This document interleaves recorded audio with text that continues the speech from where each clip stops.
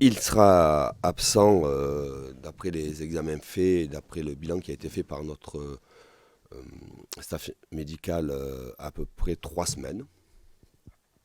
C'est un fait. Est-ce qu'il a trop joué? Est-ce que c'est évitable? On est dans une saison singulière. Il y a eu une Coupe du Monde en plein milieu. Je m'aperçois que dans beaucoup d'autres clubs, que ce soit des clubs où il y a eu beaucoup d'internationaux, il y a de la fatigue qui est générée automatiquement et qu'il y a des blessures. J'ai par philosophie de dire que les blessures font partie du métier. On est malheureux tout d'abord pour Kylian.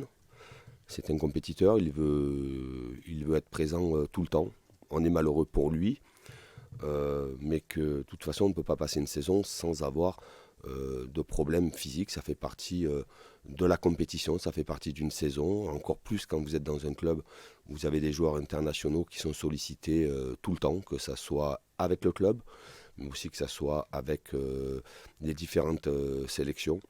Est-ce que c'était évitable? Je pense que nous avons pris beaucoup de précautions pour le retour de Kylian. Évidemment que comme je le dis souvent, je vous lis, je vous écoute, je vous regarde.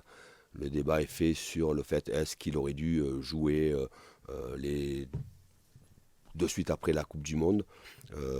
Derrière ces deux matchs, suite à la Coupe du Monde, il a eu 12 jours, 13 jours de récupération. Il est revenu progressivement sur des matchs qui n'étaient pas, où il n'y avait pas une énorme intensité pour retrouver à la fois du rythme et ses repères avec l'équipe.